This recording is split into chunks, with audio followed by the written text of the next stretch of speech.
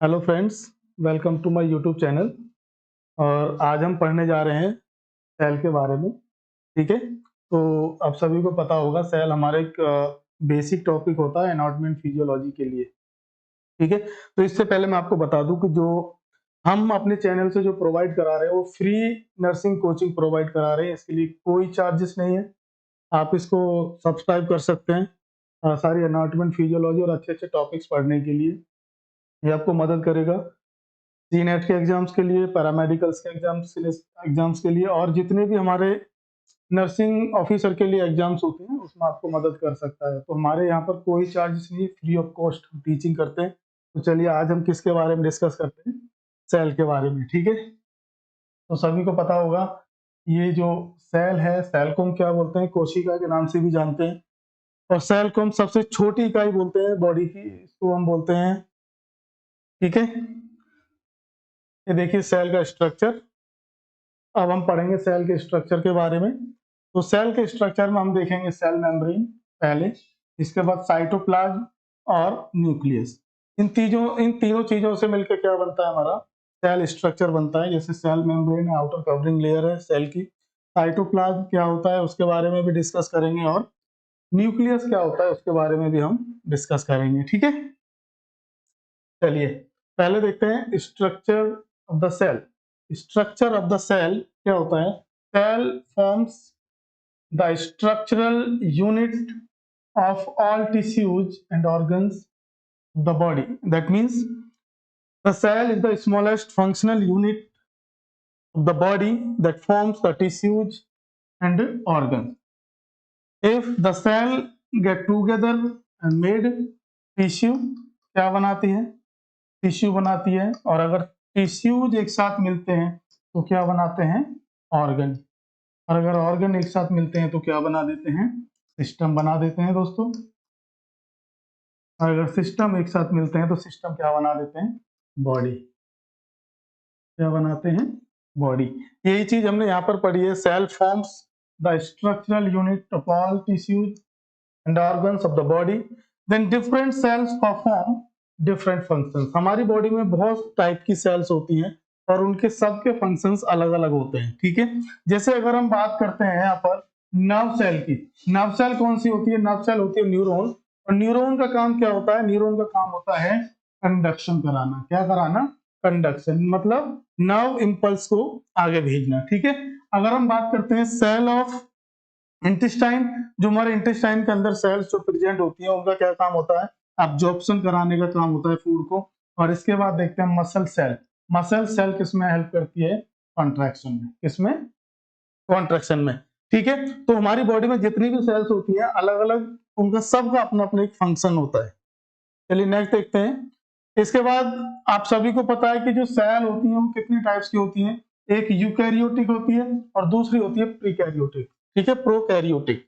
Human cell is eukaryotic, और हम बात करेंगे यूकैरियोटिक सेल के बारे में। ठीक है, तो यूकैरियोटिक सेल में हमें क्या क्या मिलता है, consist of cell membrane, cytoplasm and nucleus. ये तीनों चीज मिलके क्या बनाती हैं, यूकैरियोटिक सेल बनाती हैं। चलिए नेक्स्ट देखते हैं। इज द सेल ऑर्गेनेलिज, हम बोलते हैं सेल ऑर्गेनेल्स। सेल के अंदर क्या क्या होता है ये आप देख सकते हैं यहाँ पर, क्या एक सेल का डायग्राम है, स्ट्रक्चर है। और इसके अंदर क्या क्या होता है देखो, दिस इज लाइसोजाइम, लाइसोजाइम। आप यहाँ पर देख सकते हैं जैसे रफ एंडोप्लाज्मिक रेटिकुलम, इसको क्या बोलते हैं, आर के नाम से भी जानते हैं। इसके बाद ये देख सकते हैं nuclear pore, this is nucleolus. Cytoplasm ये क्या है, साइटोप्लाज्म। देन माइटोकॉन्ड्रिया, जिसको हम क्या बोलते हैं, power house of the cell के नाम से भी जानते हैं। और ये है इधर SER, smooth endoplasmic reticulum. Then Golgi body या गोल्जी अपैरेटस के नाम से भी इसको जानते हैं। इसके बाद आप ये देख रहे हो यहाँ पर कुछ मॉलिक्यूल्स, इसको बोलते हैं हम राइबोसोम्स।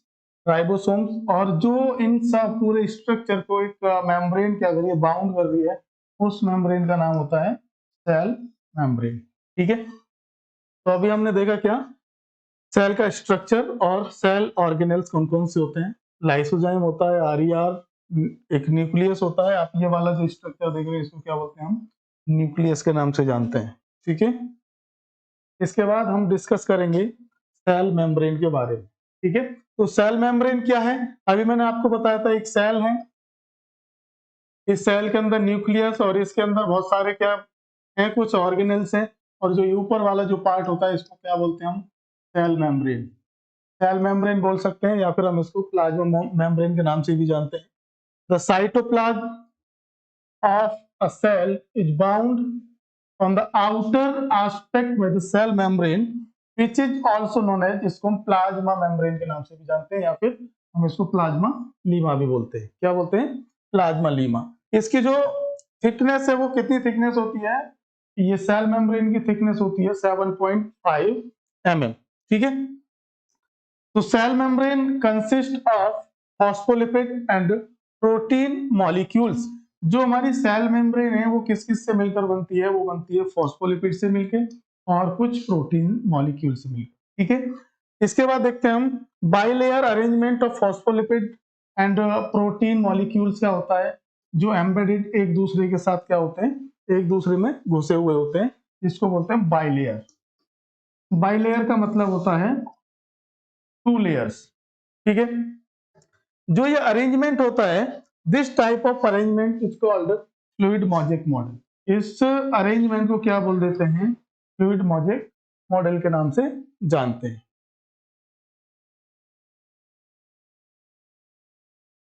ठीक है, ये है सेल मेम्ब्रेन। तो इसके बाद देखते हैं हम function of cell membrane. Cell membrane के क्या क्या फंक्शंस होते हैं? देखिए, पहला फंक्शन क्या है? It maintain the shape of the cell. जो सेल की जो शेप होती है उसको मेंटेन करने का काम कौन करती है? सेल मेम्ब्रेन करती है। ठीक है, इसके बाद सेल मेम्ब्रेन क्या करता है? प्रोटेक्ट करता है जो अंडरलाइंग स्ट्रक्चर्स हैं हमारे सेल के अंदर, जो हमारे सेल ऑर्गेनेल्स हैं, उस सेल ऑर्गेनेल्स को क्या करता है? ये प्रोटेक्ट करता है, उसकी हेल्प करता है। इसके बाद देखते हैं हम थर्ड फंक्शन। थर्ड फंक्शन है cell membrane provide flexibility to the cell. देखिए, जो सेल मेम्ब्रेन है वो फ्लेक्सिबिलिटी भी प्रोवाइड कराता है सेल को। इसके बाद नेक्स्ट फंक्शन देखते हैं। नेक्स्ट फंक्शन क्या होता है? Cell membrane help in the transportation of the molecules. ठीक है, सेल है, ठीक है, जो सेल क्या करता है? जो मॉलिक्यूल्स है उसके ट्रांसपोर्टेशन में भी हेल्प करता है। इसके बाद देखते हैं हम present receptors on the surface. इस सेल के ऊपर क्या होते हैं? कुछ रिसेप्टर प्रेजेंट होते हैं। ठीक है, क्या होते हैं? रिसेप्टर्स प्रेजेंट होते हैं which are specific for the particular molecules that are enzymes और हार्मोन्स। कुछ पर्टिकुलर मॉलिक्यूल्स होते हैं जिनको ये रिसेप्टर क्या करते हैं? रिसीव करते हैं। ठीक है, these are the functions of cell membrane. Next क्या है?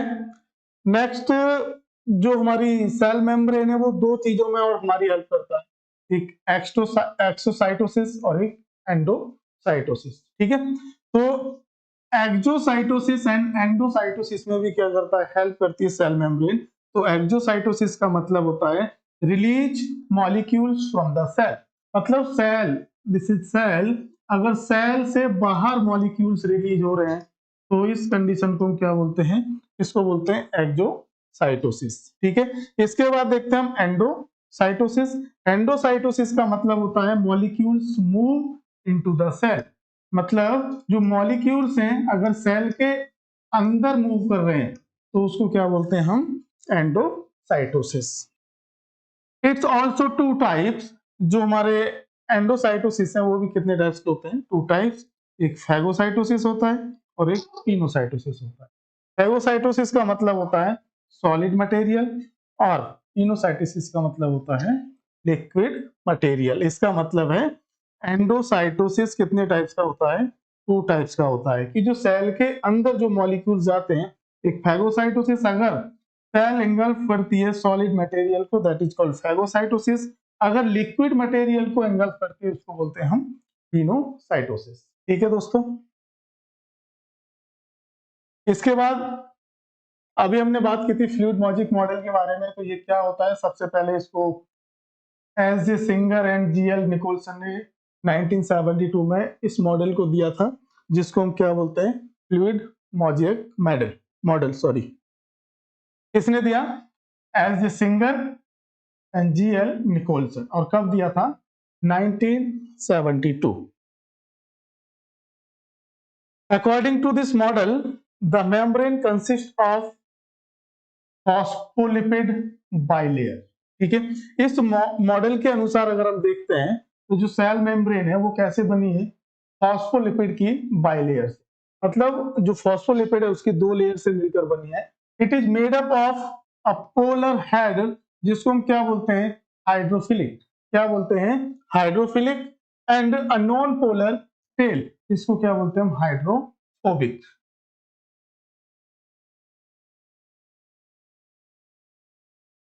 ये आप देख रहे होंगे, यहाँ पर क्या है, हमने यहाँ पर देखिए हेड, और हेड के साथ क्या बन रहा है? टेल। ये वाला स्ट्रक्चर किसका होता है? फॉस्फोलिपिड बाइलेयर का। अगर हम बात करते हैं हेड की, तो हेड क्या होता है हमारा? हेड होता है हाइड्रोफिलिक। क्या होता है? हाइड्रोफिलिक।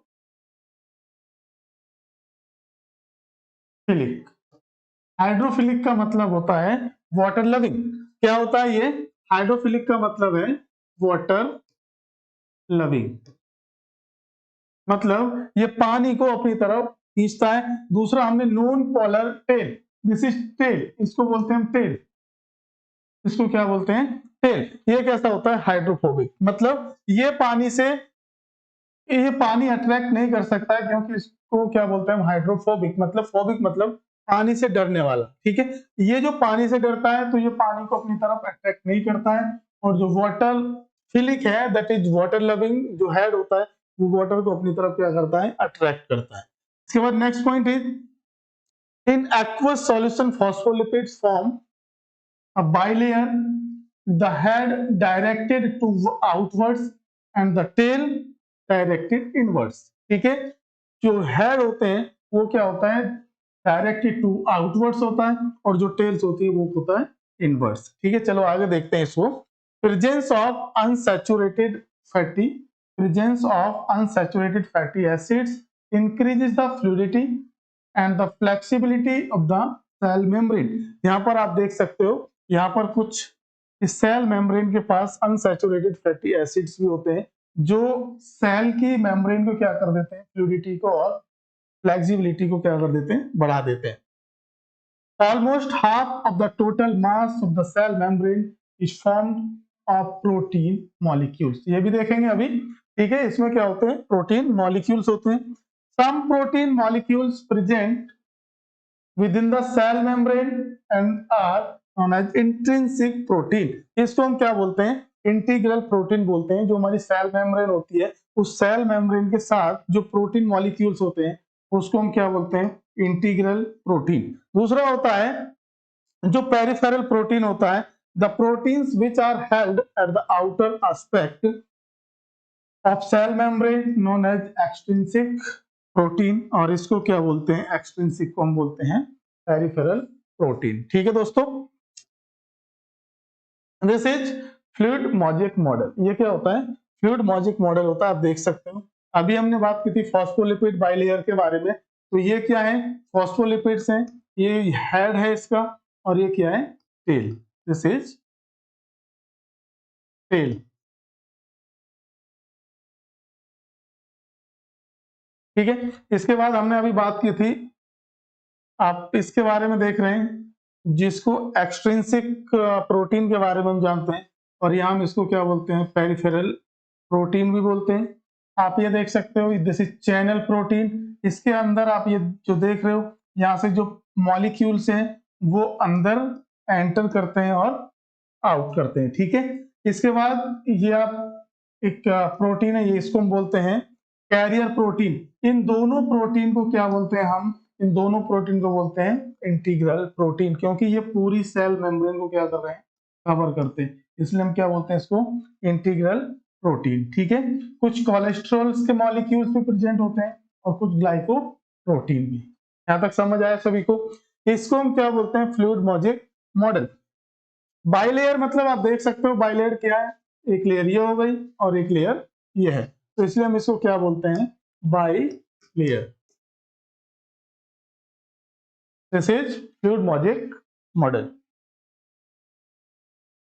इसके बाद हम बात करते हैं साइटोप्लाज्म की, और साइटोप्लाज्म क्या होता है? Cytoplasm that is mixture of cytosol and cell organelles. मतलब साइटोसोल और सेल ऑर्गेनेल्स मिलके क्या बनाते हैं?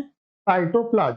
सेल ऑर्गेनेल्स हम जो भी बात करेंगे उसके बारे में, और साइटोसोल एक लिक्विड होता है, एक फ्लूइड होता है जो सेल के अंदर भरा हुआ होता है, उसको हम क्या बोलते हैं? साइटोसोल बोलते हैं।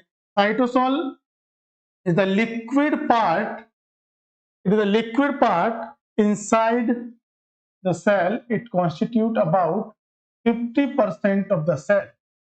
ये वाला जो आप देख रहे हैं साइटोसोल, साइटोसोल कितना बनाता है? कितना अमाउंट? 55% ऑफ द सेल क्या होता है? साइटोसोल होता है। Two types of protein filaments are present in the cytosol that made cytoskeleton of the cell. आप देख सकते हो इसमें हमें टू टाइप्स के कुछ फिलामेंट्स होते हैं, प्रोटीन फिलामेंट्स, जो क्या बनाते हैं? साइटोस्केलेटन।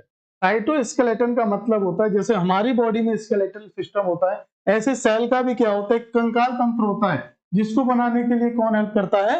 ये प्रोटीन फिलामेंट। प्रोटीन फिलामेंट कितने टाइप्स के होते हैं हमारे पास? टू टाइप्स के होते हैं। पहला है हमारा माइक्रोफिलामेंट। आप ये देख सकते हो, ये क्या होता है? माइक्रोफिलामेंट। माइक्रोफिलामेंट कैसा होता है? थिन फिलामेंट होता है, और किससे बनता है? Actin and myosin protein. ध्यान देने की बात है दोस्तों, यहाँ पर माइक्रोफिलामेंट थिन फिलामेंट होता है और composed by the actin and myosin filament. It helps, देखिए इसका फंक्शन क्या होता है? ये क्या करता है? जो हमारी सेल की जो बेसिक शेप है उसको मेंटेन करने का काम करता है, और सेल को माइग्रेट करने का काम करता है। ठीक है। Microfilament, thin filament composed by the actin and myosin protein. It help in the maintain basic shape. इसका जो शेप है सेल की उसको मेंटेन करता है, और सेल को एक जगह से दूसरे जगह ले जाने में भी हेल्प करता है। इसको हम क्या बोलते हैं? Cell migration. That is microfilament. समझ आया? माइक्रोफिलामेंट किसका बना होता है? एक्टिन मायोसिन का। काम क्या होता है? बेसिक शेप मेंटेन करना और सेल को एक जगह से दूसरी जगह ले जाने का काम। इसके बाद दूसरा देख रहे हैं माइक्रोट्यूब्यूल्स। माइक्रोट्यूब्यूल्स थिक फिलामेंट होते हैं। कैसे होते हैं? थिक फिलामेंट, और किससे बनते हैं? ट्यूबुलिन प्रोटीन से बनते हैं। किससे? Tubulin proteins. और ये जो माइक्रोट्यूब्यूल्स हैं वो किस में हेल्प करते हैं? Migration of the cell organelles.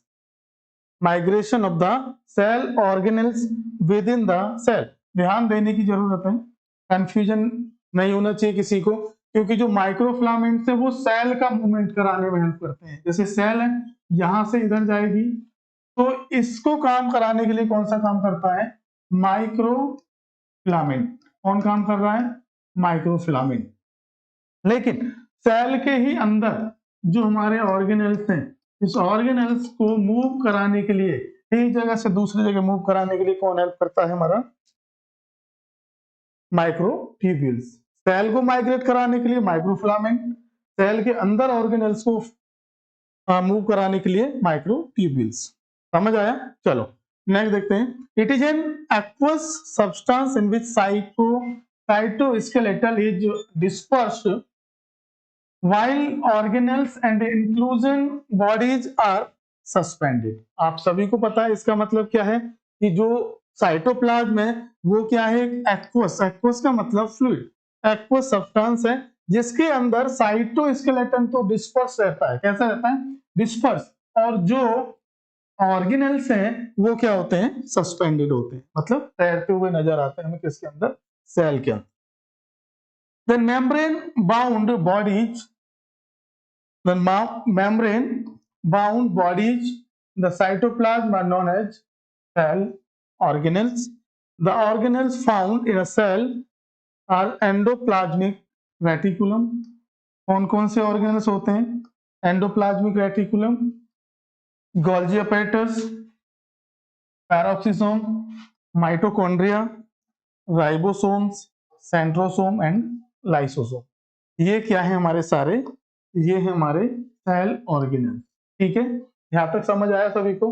चलो आगे देखते हैं।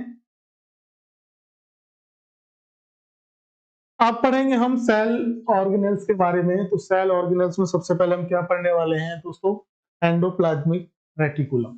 एंडोप्लाज्मिक रेटिकुलम क्या होता है? Endoplasmic reticulum is A double membrane bound interconnected network of tubules. एक डबल मेम्ब्रेन ट्यूब्यूल्स होती है जो एक दूसरे से क्या होते हैं, कनेक्टेड होते हैं, वेसिकल्स और प्लेटेड प्लेटेड सेक्स। ठीक है। स्मूथ एंडोप्लाज्मिक रेटिकुलम, इसको हम एसईआर बोलते हैं। Synthesis of lipid and steroid. ठीक है, क्या करते हैं, ये करते हैं synthesis of lipid and steroid. कौन सा? एसईआर। इसके बाद देखते हैं आरईआर। आरईआर का काम होता है synthesis of protein for exportation. Exportation मतलब बाहर भेजने के लिए। ठीक है, आरईआर का क्या काम है? Synthesis of protein for exportation. SER का काम होता है synthesis of lipid and steroids. ये आप देख सकते हैं, इसको हम क्या बोलते हैं? This is endoplasmic reticulum. ठीक है दोस्तों, अगर एंडोप्लाज्मिक रेटिकुलम के ऊपर अगर राइबोसोम्स प्रेजेंट नहीं है तो उसको हम क्या बोलते हैं? Smooth endoplasmic reticulum. और अगर एंडोप्लाज्मिक रेटिकुलम के ऊपर राइबोसोम्स प्रेजेंट होते हैं तो उसको हम क्या बोल देते हैं? Rough endoplasmic reticulum. ठीक है, नेक्स्ट देखते हैं गोल्जी अपैरेटस। गोल्जी अपैरेटस क्या होते हैं? गोल्जी बॉडी के नाम से भी इसको हम जानते हैं। Golgi body do work on the protein synthesis by the RER. आप यहाँ पर थोड़ा फोकस करें कि जो हमारा गोल्जी बॉडी है, गोल्जी अपैरेटस, वो किस पर काम करती है? जो प्रोटीन आरईआर ने सिंथेसाइज किया है, जिस प्रोटीन को, उस पर काम करता है हमारा गोल्जी अपैरेटस, गोल्जी बॉडी। ठीक है, एक इसका स्ट्रक्चर कैसा होता है कि small flat membranous sac like structure होता है। कैसा? Flat membranous sac like structure that help in the packaging. मतलब जो प्रोटीन है जो आरईआर ने बनाई है उसको क्या करता है? पैकेज करता है, टेम्परेरी स्टोरेज भी करता है। क्या करता है? Temporary storage of protein and transportation of protein towards the cell membrane. इसका क्या काम होता है? एक फ्लैग मेम्ब्रेनियस लाइक स्ट्रक्चर होता है, जो प्रोटीन है उसको पैकेजिंग करने का काम, temporary storage of protein and transportation of the protein towards the cell membrane. आप ये देख सकते हैं, ये वाला जो स्ट्रक्चर है इसको अपन क्या बोलते हैं? इसको बोलते हैं हम गोल्जी बॉडी। ठीक है, आप देख सकते हो ये क्या फ्लैग लाइक स्ट्रक्चर है, ये वाला आप देख सकते हैं फ्लैग लाइक स्ट्रक्चर है। ठीक है, और ये क्या काम करता है? अभी मैंने आपको बताया था, जो आरईआर ने प्रोटीन को सिंथेसाइज किया है उस पर काम करता है, उसको सेल के अंदर से बाहर ट्रांसपोर्ट करने का काम करता है। Next is mitochondria. बहुत अच्छे से आप जानते होंगे माइटोकॉन्ड्रिया के बारे में। माइटोकॉन्ड्रिया क्या बोलते हैं हम? पावर हाउस ऑफ सेल के नाम से भी हम इसको जानते हैं। माइटोकॉन्ड्रिया को किस नाम से जानते हैं? Power house of the cell. देखते हैं क्या होता है ये। It is double membrane bound organelle. कैसी होती है? Double membrane. Although the shape of the mitochondria is variable but usually it is, कैसी होती है? एलोंगेटेड होती है और सिगार शेप्ड स्ट्रक्चर होता है। कैसा दोस्तों? Cigar shaped structure. It is localised inside the cell, cell के अंदर प्रेजेंट होता है। At the site of maximum energy requirement, जहां पर सबसे ज्यादा एनर्जी की रिक्वायरमेंट होती है वहां पर ये प्रेजेंट होते हैं। An active cell like liver cell, आपको पता है लीवर में एक कफर सेल होती है और हमारी हेपेटोसाइट्स होती है, बहुत एक्टिव सेल्स होती है, उनको बहुत ज्यादा काम करना पड़ता है, तो वहां पर ये प्रेजेंट होती है। Contain many as 2000 mitochondria, very few mitochondria are present in an inactive cell. तो सीधी सी बात है, जो ज्यादा काम करेगा उसको ज्यादा एनर्जी की जरूरत होगी और जो कम काम करेगा उसको कम एनर्जी की नीड होगी। तो यहाँ पर जो इनएक्टिव सेल्स हैं उसमें माइटोकॉन्ड्रिया कम और जहां पर ज्यादा एनर्जी की नीड होती है उन सेल्स में, जो एक्टिव सेल होती है उसमें ज्यादा माइटोकॉन्ड्रिया प्रेजेंट होती हैं। इसके बाद देखते हैं each mitochondria consist of 4 compartments. कितने कंपार्टमेंट्स? 4 कंपार्टमेंट्स। आउटर मेम्ब्रेन, पहला कंपार्टमेंट क्या है? Outer membrane. इसके बाद inner membrane, then matrix bound by the outer and inner membrane, then space present between the two membranes containing enzyme. These are the 4 compartment of mitochondria. The inner membrane is thrown into the folds called cristae. इसके अंदर जो folds होते हैं उसको क्या बोलते हैं हम? cristae बोलते हैं। Then aerobic respiration takes place in the matrix which is enhanced by the sorry, which is enhanced by the cristae. ये देख सकते हैं, this is the diagram of mitochondria. ठीक है, दिस इज मैट्रिक्स, ये इनर मेम्ब्रेन, ये जो folds आप देख रहे हैं इन फोल्ड्स को क्या बोलते हैं? क्रिस्टी बोलते हैं। दिस इज आउटर मेम्ब्रेन, और ये दोनों मेम्ब्रेन के बीच में क्या है? स्पेस। ये वाला जो आप देख सकते हैं, ये वाला, इसको क्या बोलते हैं हम? Space between both membranes. This is the diagram of mitochondria. इसके बाद राइबोसोम्स। राइबोसोम सबसे स्मॉलेस्ट ऑर्गेनेल्स होते हैं सेल के अंदर। Smallest organelle granule like structure consist of protein and form protein with the help of amino acids. ये protein के ही बने होते हैं और प्रोटीन पर ही काम करते हैं, प्रोटीन ही बनाते हैं। Then complex of RNA, complex of RNA and proteins are ribosomes। मतलब आरएनए और प्रोटीन मिलके क्या बनाते हैं? राइबोसोम्स बनाते हैं। They lie either freely in the cytoplasm, जैसे सेल है, इस सेल के अंदर फ्री मूव करते रहते हैं ribosomes. The cell are found attached the endoplasmic reticulum, तो अटैच रहेंगे तो उसको हमने बोला था अभी, rough endoplasmic reticulum, and can even be present in the mitochondria. They are the principal organelles involve in the protein synthesis. Protein synthesis करने के लिए सबसे इंपॉर्टेंट ऑर्गेनेल होता है कौन सा? Ribosome.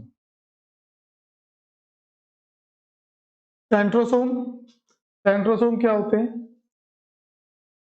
There is a pair of centrioles in each cell. Each centriole has 2 cylindrical bodies placed at right angle to each other.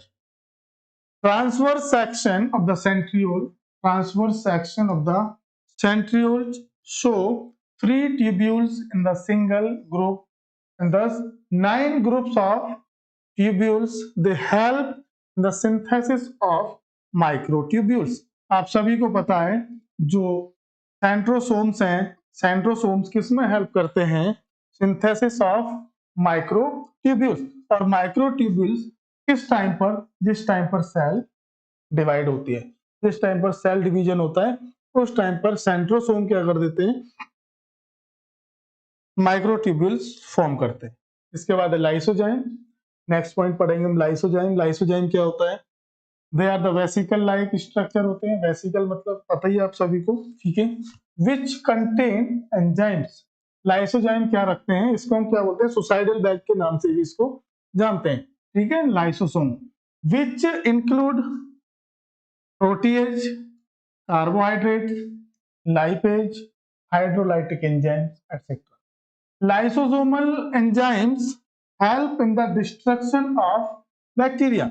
ये जो हमारे पास जितने भी एंजाइम्स हैं लाइसोसोम के अंदर, वो क्या कर देते हैं? जो फॉरेन बॉडी होता है, जो फॉरेन एजेंट होता है, उसको किल करने का काम करता है, ठीक है, इसलिए हम इसको सुसाइडल बैग के नाम से भी जानते हैं।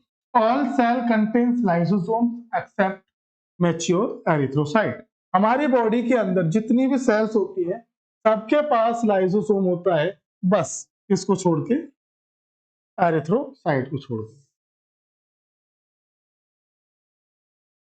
Next is cytoplasmic inclusion. Cytoplasmic inclusions क्या होते हैं? circumscribed masses present in the cytoplasm are called cytoplasmic inclusions, like lipid droplets होती हैं, ग्लाइकोजन ग्रेन्यूल्स होते हैं, पिगमेंट्स एंड कुछ प्रोटीन्स, इनको बोलते हैं cytoplasmic inclusions. Cytoplasmic inclusions. Next है साइकोस्केलेटन। साइकोस्केलेटन के बारे में हमने अभी पढ़ा था, microfilament and microtubules that makes cytoskeleton.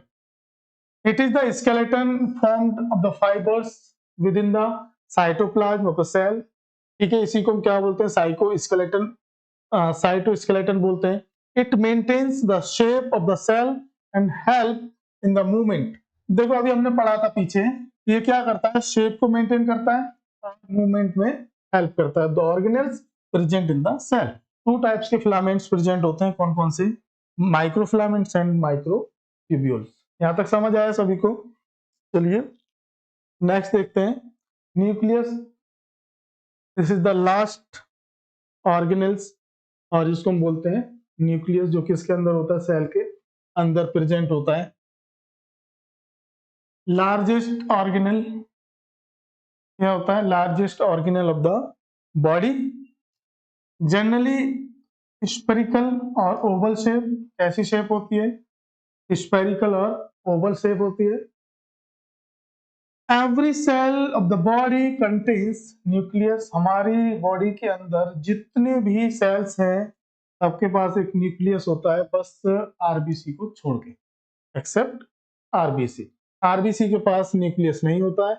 ठीक है, nucleus contain body genetic material in the form of chromatin. किस फॉर्म में होता है? क्रोमेटिन फॉर्म में होता है, जो कौन बनाता है? DNA, that is made by the DNA. It consists of a nuclear membrane, surrounding the nucleoplasm. Nucleolus is suspended in the nucleoplasm. देखिए तीन चीज हम यहाँ पर देखेंगे, एक न्यूक्लियर मेम्ब्रेन, न्यूक्लियस एनवेलप के नाम से भी जानते हैं। इसके बाद न्यूक्लियोप्लाज्म, जैसे साइटोप्लाज्म पढ़ा हमने, सेल के अंदर भरा हुआ फ्लूइड था, उसको हमने क्या बोल दिया? साइटोप्लाज्म। अगर न्यूक्लियस के अंदर भरा हुआ जो फ्लूइड है उसको हम क्या बोलते हैं? न्यूक्लियोप्लाज्म बोलते हैं। और न्यूक्लियोलस का मतलब, जैसे हमने अभी ऑर्गेनेल्स पढ़े थे जो सस्पेंडेड थे किसके अंदर? सेल के अंदर, ऐसे ही न्यूक्लियोलस किसके अंदर सस्पेंडेड होता है? न्यूक्लियोप्लाज्म के अंदर। देखिए क्या क्या होता है? Nuclear membrane, it is a double membrane bound structure. कैसा होता है? डबल मेम्ब्रेन बाउंड स्ट्रक्चर होता है। Nuclear membrane consist of numerous pores which regulate the exchange of metabolites between the nucleus and the cytoplasm. इसके अंदर क्या होते हैं? छोटे छोटे पोर्स होते हैं, बहुत सारे पोर्स होते हैं जो हेल्प करते हैं जो भी मेटाबोलाइट्स हैं न्यूक्लियस और साइटोप्लाज्म में एक्सचेंज करने के लिए क्या करते हैं? ये हेल्प करते हैं। दूसरा देखते हैं न्यूक्लियोप्लाज्म क्या होता है? It is a gel like structure. कैसा स्ट्रक्चर होता है? जेल लाइक सब्सटेंस होता है, कंटेनिंग जेनेटिक मटेरियल। क्या होता है इसके अंदर? Containing genetic material. When the cell is at rest the nucleoplasm appears as a dark staining. कैसा हो जाता है रेस्ट के टाइम पर? Dark staining. Nucleoplasm contains thread like structure. कैसा होता है? थ्रेड लाइक स्ट्रक्चर होता है इसके पास, और उसको क्या बोलते हैं? क्रोमेटिन। क्या बोलते हैं? क्रोमेटिन बोलते हैं। किसके अंदर होता है? नियोप्लाज्म के अंदर। ठीक है, इसके बाद देखते हैं next, nucleolus. Cell which are involved with the active protein synthesis have one or more nucleoli in their nucleoplasm. The ribosomal RNA is transcribed in the nucleolus. This is the nucleus. तीन चीजें हमने पढ़ी हैं, एक तो membrane, nucleoplasm और nucleolus. ठीक है, आई होप आपको समझ में आया होगा। सेल के बारे में पढ़ा आज हमने, और सारी एनाटॉमी एंड फिजियोलॉजी पढ़ने के लिए और सारे टॉपिक्स पढ़ने के लिए नर्सिंग में हमारे चैनल को सब्सक्राइब करें और हमें सपोर्ट करें। आपको फ्री ऑफ कॉस्ट सब कुछ देखने को मिलेगा, सब कुछ पढ़ने को मिलेगा। ठीक है, थैंक यू।